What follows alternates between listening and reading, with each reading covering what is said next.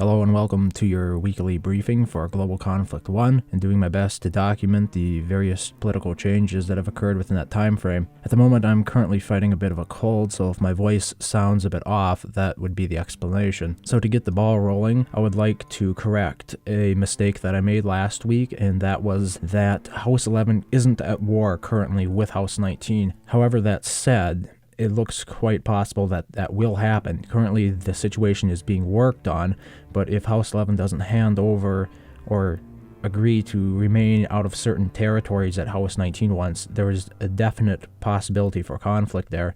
And that is compounded by the fact that House 11 is actually fighting House 15, who are sort of on the same side as House 19 when it comes to fighting House 10. So there is what I see to be inevitable conflict there for the future. Also, you might notice here, House 1 has sort of made a resurgence in the Middle East, spearheaded by A-Shot. They have recently declared war on House 9 and House 10, so they're sort of aligned with House 19 on that side.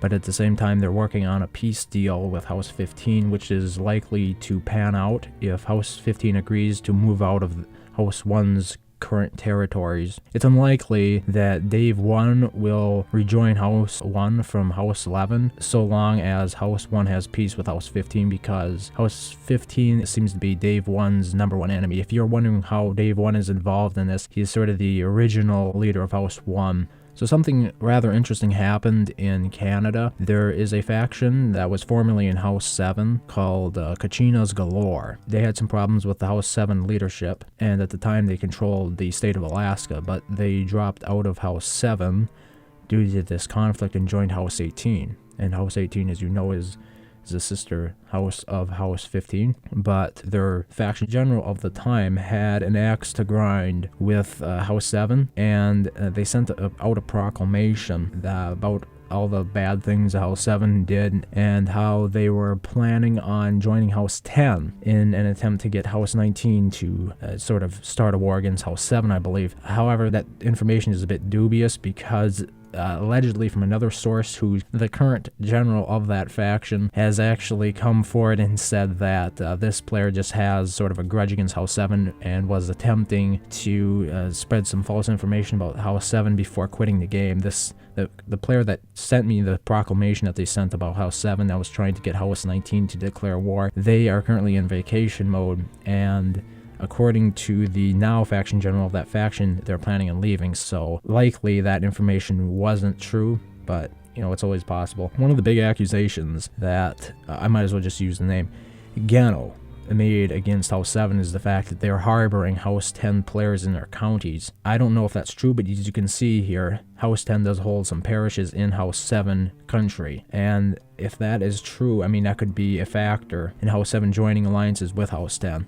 Well, what it really comes down to, I think, a lot of the time is houses are going to have to choose now whether or not House 19 wins. There isn't a whole lot of time left. Obviously, House 15 is on House 19's side as they're both fighting House 10, but the interesting thing about this is going to be if House 19 doesn't stop now, they're likely going to win this age. There's simply too many players dropping out of other houses, such as House 15 and House 10, to maintain a sizable force against House 19. House 19 has a very disciplined, and their retention rates are high compared to the rest of the world. And if the other houses don't come together now and help House 9 and House 10, it's pretty much over with.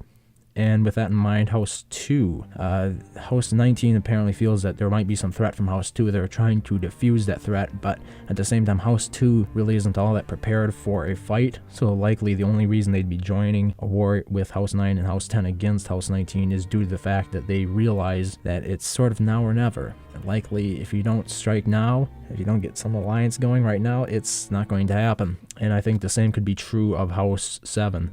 When it comes to Canada. And yes, House 9 has not been doing all that well. After making a bit of a surge here into Eastern Europe, you might recall last week they flipped Romania and a couple of these other countries. They have been pushed back out by House 19, and House 19 has also taken over Western Australia, the county of Western Australia. So House 9 is definitely not, they have seen better days, right? And in addition to this, one House 6 faction joined House 19, so that's why you can see India is now controlled by House 19 as well, as a part of France here, and Greece, I believe it was. Yeah, a lot of these factions are allying with House 19, probably because they see which way the wind's blowing, but then again, those aren't the most reliable factions. Those are the fair weather factions that join generally whatever alliance will keep them safe. Lastly, a little bit of an alliance update. House 20 is now considered part of the House 7 alliance, and House 6 could probably be considered part of the House 19 alliance now. Just a brief recap for those of you who may not have been around the last few weeks when I last did a recap of the alliances. House 19 consists of House 19, House 5, House 8, House 13, and likely now House 6.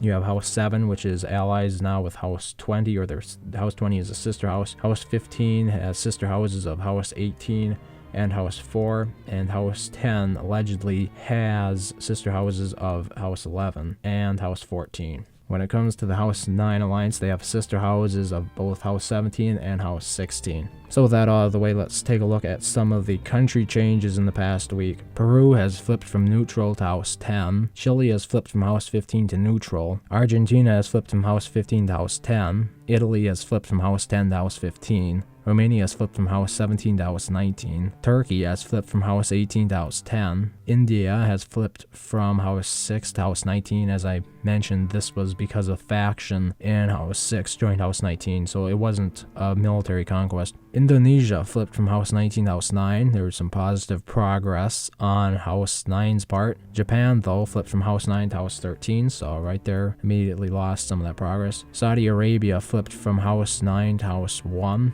Likely because House 1 declared war on House 9 and House 10, so they're obviously looking to conquer local regions in that area. Lastly, Sudan flipped from House 15 to House 11. House 11 has been pushing House 15 quite effectively in Africa. So, obviously there are a lot of good players in House 11 from World 1.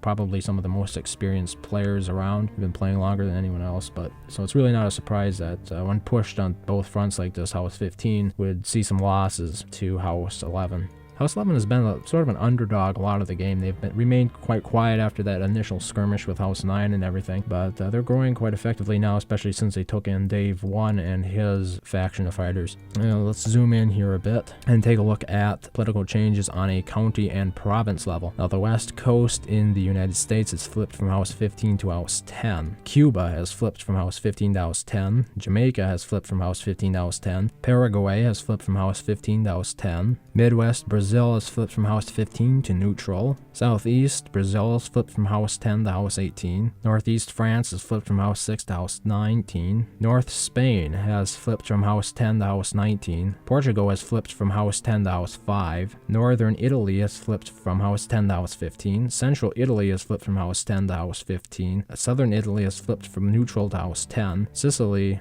has flipped from House 10 to House 15. Moldova has flipped from neutral to House 10. Bulgaria has flipped from House 9 to House 13. Greece has flipped from House 6 to House 19. Serbia has flipped from House 9 to House 19. Syria has flipped from neutral to House 1. Jordan has flipped from House 10 to 1. North Saudi Arabia has flipped from neutral to House 1. West Saudi Arabia has flipped from House 9 to House 1. Armenia has flipped from neutral to House 1. Northwestern Iran has flipped from neutral to House 1. Central Iran has flipped from neutral to House 1. Kyrgyzstan has flipped from House 9 to House 5. Kashmir has flipped from House 10 to House 4. Nepal has flipped from House 9 to House 19. Tibet has flipped from House 17 to House 19. Bangladesh has flipped from House 1 to neutral. Papua has flipped from House 19 to House 9. Western Australia has flipped from 9 to House 19. South Korea has flipped from House 15 to House 11. Zambia has flipped from House 10 to House 19. Tunisia has flipped from House 15 to House 10. And lastly, Guinea has flipped from House 9 to House 19. So that pretty much covers everything I discovered this week. As always, if you have anything you think would be relevant to the information I present on the show, please do get in contact with me in-game. Thank you very much for watching, and I hope to see you next week.